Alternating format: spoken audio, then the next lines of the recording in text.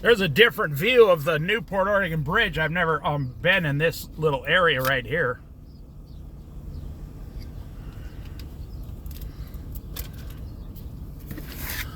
Gonna do a Bible study. Where were we? Chapter 25? Yes. Verse 18, I believe.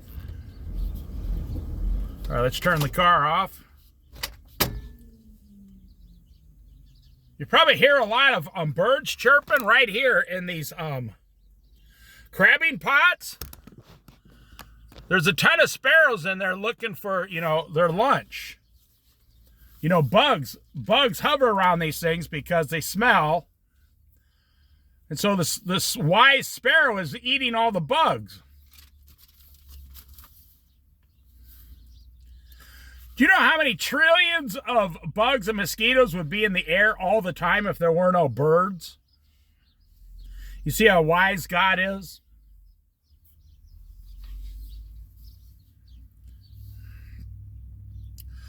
Like a club or a sword or a sharp arrow is one who gives false testimony against a neighbor.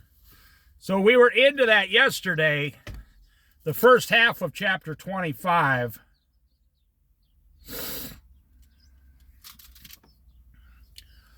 About how God hates what is wrong and falsehood and giving false testimony and testifying falsely in court against your neighbor.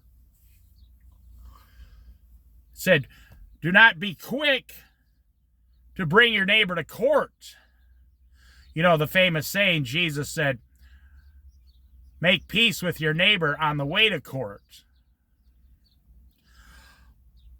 Like a broken tooth or a lame foot is reliance on the unfaithful in time of trouble. Boy, that's the truth. Have you ever really had some hard times? I know I have before. Have you ever really had some extremely hard times? Even just for a while. That's when you find out who is your friend, who you can rely on, and who will run the opposite way down the road and abandon you. I mean, I guess you could say if you're in the woods with your friends, say there's 4 of you, you're going to find out who your friends really are if a bear shows up. If they all abandon you, they're probably going to abandon you in life. Whatever trouble you have, see, like a broken tooth or a lame foot, is relying on the unfaithful friend in time of trouble.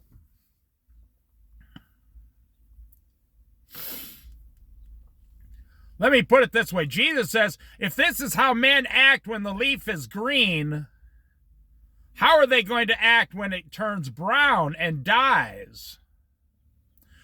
You see, if evil men, or let's put it this way, if men perform evil acts during the good times like we have now, how are these men going to act when times get bad, real bad?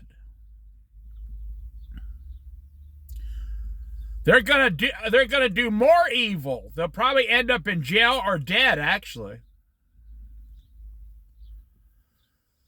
See, if you can't rely on a guy during the good times, get rid of your relationship with him. Whether it's your husband or if it's your friend, 2 guy friends, get rid of your friend, because if you can't rely on him now when things are good, he's going to destroy you when things get bad.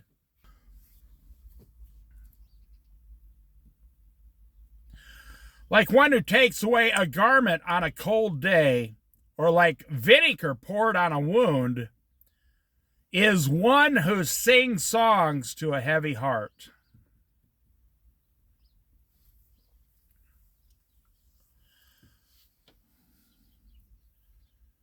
You see, it just keeps going over and over and over. what is wrong. And what you are supposed to do as an individual Christian, I don't care if your husband's a Christian or not, or your wife's a Christian or not. Look at that person out there in that kayak. Right there on the left-hand side. They're out there fishing, all kinds of stuff. They got all kinds of supplies out there. They're right behind this big white boat now.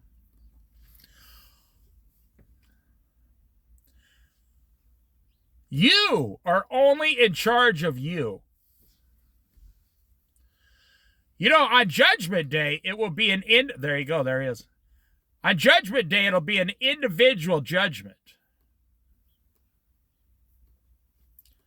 You will not be held accountable for your wife or your husband or your children or your parents. See, that would not be fair if you were held liable for somebody else's actions.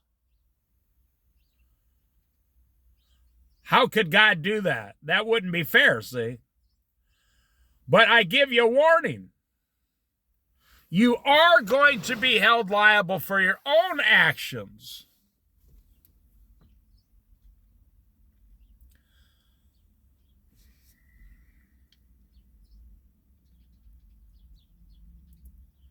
If your enemy is hungry, give him food to eat.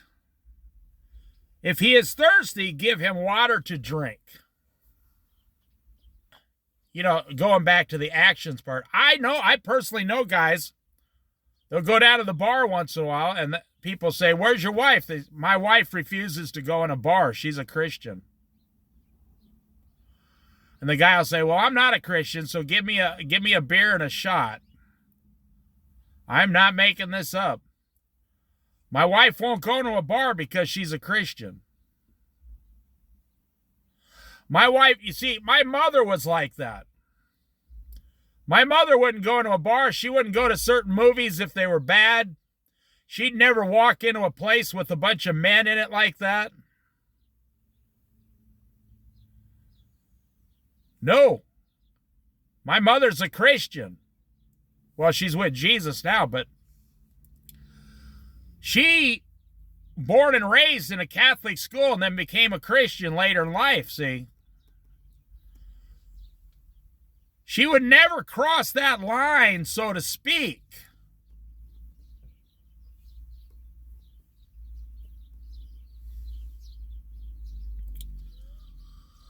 If your enemy is hungry, give him food to eat. If he is thirsty, give him water to drink. In doing this, you will heap burning coals on his head, and the Lord will reward you. See, you think you're doing something good. You think, "Oh, I'm feeding my enemy, giving him some drink, some water." No, what you're doing is you're about to destroy your enemy. Because the Lord sees what you're doing and then rewards you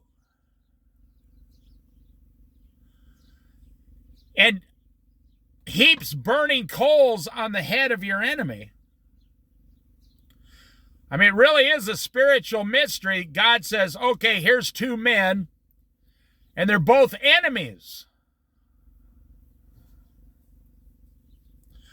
Well, the one man took his enemy some food and water in a time of need and then went back home. You see, so and the other enemy was still cursing his enemy, number two enemy. So God's going to come in and bless the first enemy, or the first one, and heap burning coals on the second one. I just read it. It's right there. If your enemy is hungry, give him food to eat. If he is thirsty, give him drink. Verse 21. But verse 22 finishes it. In doing this, you will heap burning coals on his head, and then the Lord will reward you. Wow. That doesn't sound like the way we think about things. But that's how God thinks about things.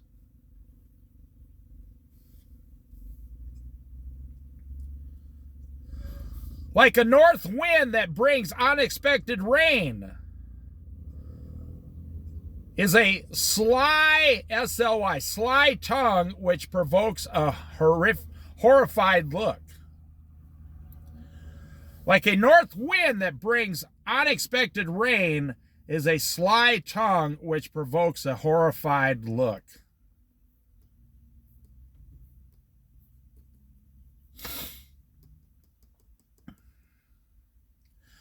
You want to stay away from those salesmen with the sly tongues, you see. You want to avoid them. They're going to get you into trouble. You know, I just noticed this cute little green boat right here. Green and white right there. Oh, man, that would be awesome. Just a tiny little cabin. That would be awesome. Just one or two guys going out fishing. Living your fishing dreams right there.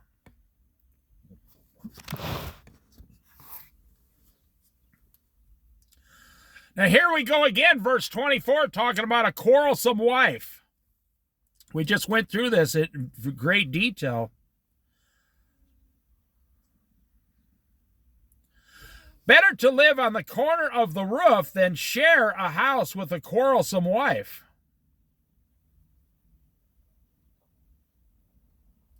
I'm not going to get into it. I went into it in great detail in another one that said the same thing. 2 or 3, maybe 4 Bible studies before this one. Like cold water to a weary soul is good news from a distant land. Well, today we have cell phones. Cell phone just brings you bad news all day long. And filth and junk all over the internet. That's all it is. Like a muddied spring or a polluted well is the righteous who give way to the wicked. Ooh, boy. So let me read that again because you didn't hear it. Like a muddied up spring of water, you can't drink it, too much mud, or a polluted well, a poisoned well. That's what it's like when the righteous yield and give way to the wicked. You know, there's that saying, why do wicked exist? The answer is because good men do nothing.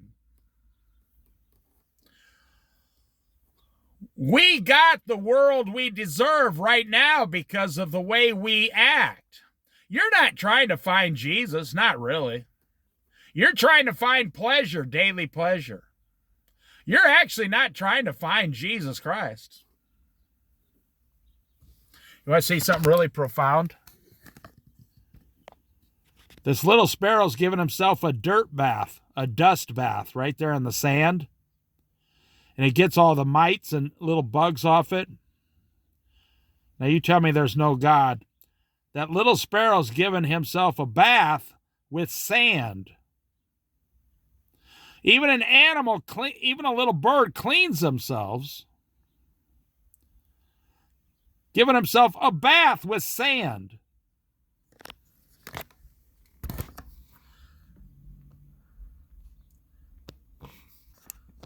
I mean, how would a sparrow even know how to do that?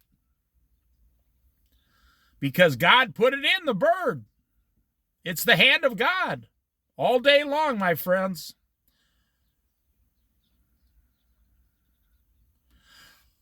But if good men yield to evil men, and evil men start to take over the land, then you deserve what you get, and God says you are like a polluted well. He blames you, the good man. He blames the righteous for letting the wicked take over.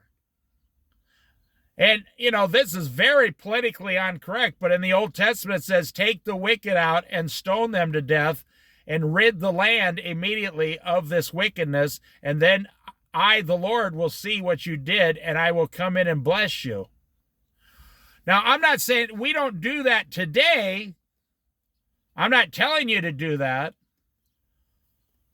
But what we've been doing lately is when people steal out of stores, we let them go. When people, spit at policemen and flip them off and run from policemen, we let them go. When criminals come into our country and murder young women, we let them back out on the street.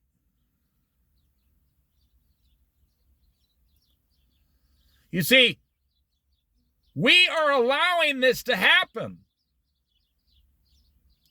And that is why Donald Trump won the election, because, and I'm not saying this because I think Donald Trump's better, I'm just telling you what happened. Donald Trump won because even young people got sick of seeing the evil running through the land. And it's right here in the Bible. Verse 26, chapter 25, verse 26. And that is what happened, and the Democrats and the liberals still cannot figure it out. They're still just standing there in complete awe and dumbfounded of what just happened in America. They literally don't understand. They still don't understand. Joe Biden is at home right now going, I just don't understand what happened. Joe Biden is not an evil man. He just was lenient. He was just too lenient upon, he pardoned a man out of prison that killed a police officer before he left office. And the man was in prison for a long time, but the man killed a police officer. He was supposed to stay in there the rest of his life, and Joe Biden pardoned him. Said he's been rehabilitated. Well, you can be rehabilitated, but you have to live the rest of your life in prison. That's the punishment for killing someone. In the Bible, the punishment for killing someone is they kill you. They stone you to death. So getting to live in a prison the rest of your life because you murdered someone is kind of a luxury compared to what God would do with you. We are all sinners and deserve death, but once you find Jesus, you are forgiven. Your sins are washed away. But that doesn't mean you're allowed to go out and commit crimes.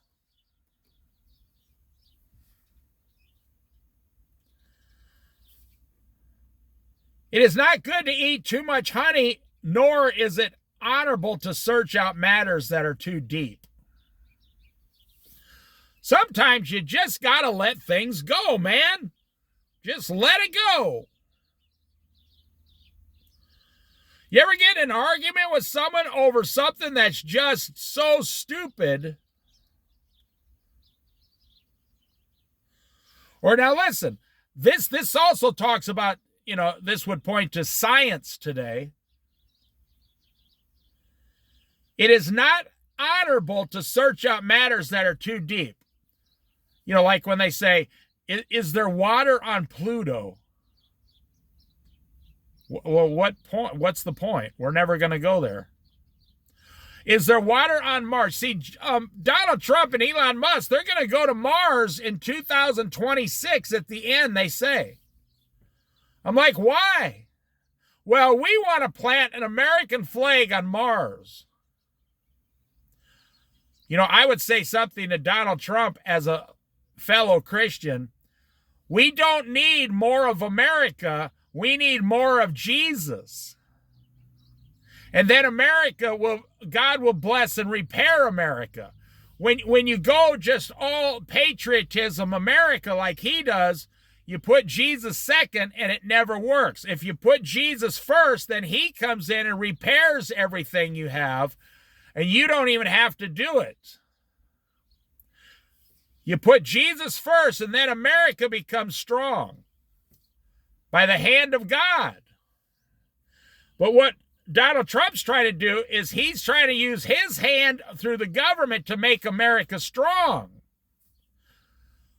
But you never hear him talk about Jesus, do you? You just watch. Joe Biden never talked about Jesus. And I don't mean once a year at Christmas. These guys know. And I don't mean getting up and giving a speech and then saying, and at the end of the speech, and may God bless America and our troops. That's not talking about Jesus. That's not talking about the Word of God. They live for politics and making America better. They all have that in common, both sides. They just have different ideas on how to do it.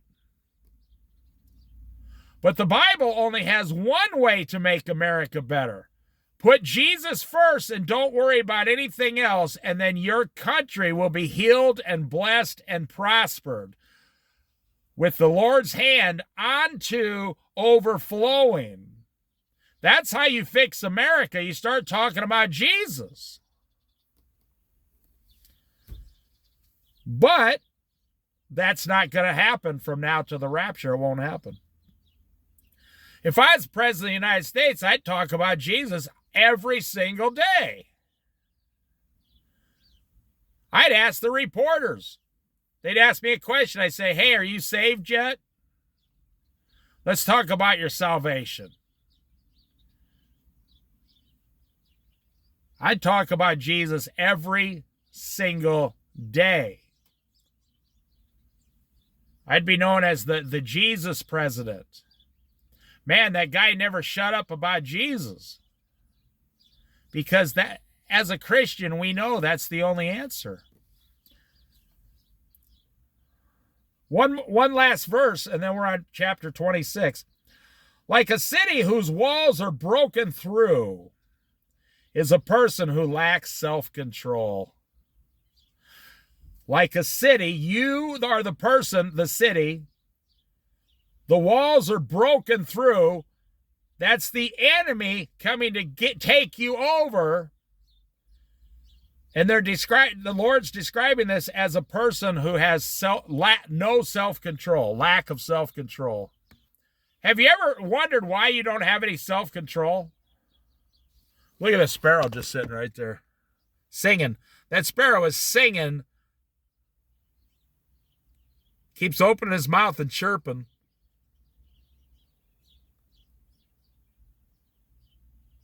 I love sparrows. So, do you ever wonder why sometimes you have no self-control in one area? Well, I'm going to tell you, it's the enemy trying to break through. The enemy comes and the enemy knows the areas you're weakest in. The enemy knows more about you than you do. Know about yourself. The devil, if you look at the way the Bible describes Satan, the devil, Lucifer, and he can disguise himself as an angel of light. He's very cunning. He can make himself very attractive and beautiful. He can do all kinds of things. And he can trick you, just like he tricked Adam and Eve. So for those of you out there who love self-control, there's always, in some area, you lack self-control. It's because that's where the enemy shows up and says, I know your weakness. You know, not one of these sparrows will fall without God knowing it. And the number of hairs on your head are numbered by God's hand. And as a believer, no one can snatch you out of God's hand. And on and on and on. If you want more self-control, you need to pray more. Not really for self-control. You need to pray, Lord, keep the enemy away from me so I can get my work done. You ever been on a thing, you're going to start some work and you got to get it done, and then the phone rings and like your sister or brother wants to talk to you for 2 hours? You ever work it and then someone shows up and says, oh, hey, man, you want to go out and have a beer or whatever? The enemy knows how to break through the walls of your weak self-control, your lack of self-control. The enemy says, hey, look at Eve there in the garden. Just go ask her why she's staring at the fruit and she'll eat some. Yep. That's what happened. The enemy went over, and all he had to do was just point to it and say, what's going on over here? If you're down at a bar, the enemy can have your dream girl show up. I mean, you could be a 65-year-old fat man down there, in a T-shirt covered with grease. And the enemy has some 30-year-old girl walk right in and say, you're the guy I've been searching for my whole life. You're so cute. I love everything about you. And over the next 6 months, your entire life becomes destroyed. The enemy knows what your buttons are. You're driving down the street and you look at a girl in a skirt, and then you look at another girl in some black pants, or then you look at a girl in a tight blouse, and pretty soon the enemy says to you, you should go down to the pornography store and look at pornography.